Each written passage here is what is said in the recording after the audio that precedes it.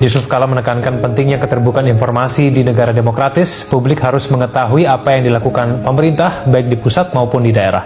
Bahkan masyarakat harus dilibatkan untuk berpartisipasi dalam pembangunan.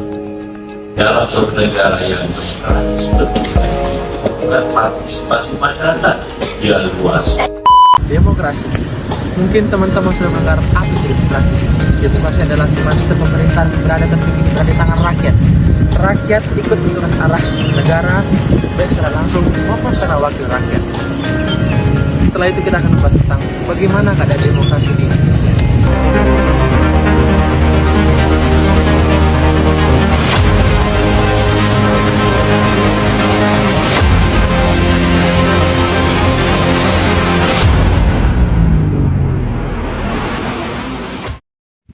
Baik teman-teman, tadi sudah mendengarkan apa itu sedikit tentang demokrasi. Sebelumnya kita masuk ke prinsip demokrasi di Indonesia, di mana dari arti demokrasi tadi kita sudah mendapatkan beberapa prinsip. Yang pertama itu kedaulatan rakyat, di mana rakyat adalah pemegang kekuasaan tertinggi. Kemudian negara hukum sesuai dengan pasal 1 ayat 3, negara Indonesia adalah negara hukum.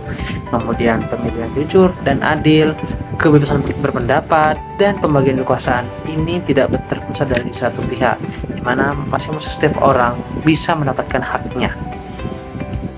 Oke teman-teman, sebelum kita masuk ke demokrasi Indonesia, kita mesti mengerti beberapa prinsip dari demokrasi di Indonesia. Sebelumnya, tadi saya sudah menjelaskan apa itu demokrasi. Dari arti demokrasi tersebut, kita sebenarnya sudah memberikan beberapa prinsip dari demokrasi Indonesia. Yang pertama yaitu kedaulatan rakyat, di mana rakyat adalah pemegang kekuasaan tertinggi. Yang kedua adalah negara hukum. Sesuai dengan Undang-Undang pasal 1 ayat 3 dikatakan bahwa Indonesia adalah negara hukum, di mana semua harus tunduk pada hukum. Kemudian pemilu yang jujur dan adil, kebebasan berpendapat, dan pembagian kekuasaan. Di Indonesia sendiri, demokrasi di Indonesia itu mengenal demokrasi perwakilan, di mana rakyat tidak langsung mengambil semua keputusan, tetapi mereka diwakilkan oleh rakyat, seperti Dewan Perwakilan Rakyat, yang dimana itu dipilih langsung oleh rakyat secara langsung dalam pemilihan umum. Yap, Indonesia sering mengalami banyak pergantian demokrasi, seperti di tahun pertama yaitu demokrasi liberal dari tahun 1945 hingga 1959. Kemudian kembali lagi demokrasi terpimpin dari 1999 hingga 1965.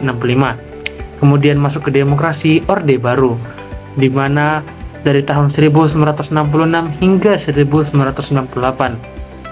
Dan demokrasi terakhir yaitu demokrasi reformasi dari tahun 1998 hingga saat ini. Nah, setelah penjelasan dengan singkat, kita juga memiliki peran sebagai warga negara untuk demokrasi di Indonesia, di mana sebagai warga negara Indonesia kita punya peran penting dalam menjaga demokrasi tetap sehat, mulai dari hal kecil seperti bijak dalam berpendapat dan ikut serta berpartisipasi dalam kegiatan pemilu. Yap, kita masuk ke materi kedua yaitu HAM, hak asasi manusia.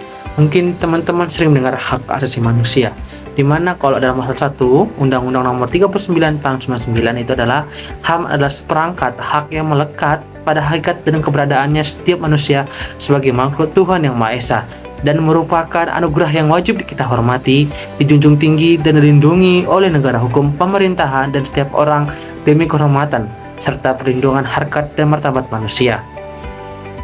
Ya teman-teman, HAM juga memiliki dasar hukum loh. Di Indonesia, HAM itu dilindungi dalam Undang-Undang Dasar tahun 1945 di pasal 28A hingga 28J, dan di Undang-Undang Nomor 39 tahun 1999 tentang HAM. Nah teman-teman, kenapa saya menjelaskan HAM demokrasi? Apa sih hubungannya? Nah, hubungan dari demokrasi dan HAM itu gak bisa kita pisahkan, karena tanpa HAM, demokrasi gak akan bisa berjalan dengan adil. Begitu juga dengan demokrasi, HAM akan sulit dijamin. Contohnya, kita bebas berpendapat karena adanya HAM, tapi kebebasan itu bisa kita gunakan dalam sistem demokrasi.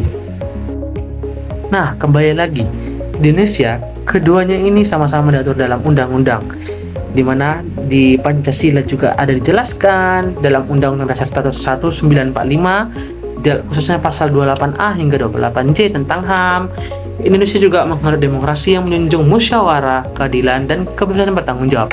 Makanya itu, demokrasi dan HAM ini saling berhubungan ya teman-teman. Oke teman-teman, jadi mulai sekarang nih kita harus lebih sadar menggunakan hak kita dengan bijak dan menghargai hak orang lain. Karena demokrasi yang kuat itu dimulai dari masyarakat yang peduli. Nah teman-teman, itu tadi materi yang saya sampaikan tentang demokrasi dan HAM. Kira-kira sudah paham kan? Nah teman-teman, mungkin sampai sini aja untuk videonya.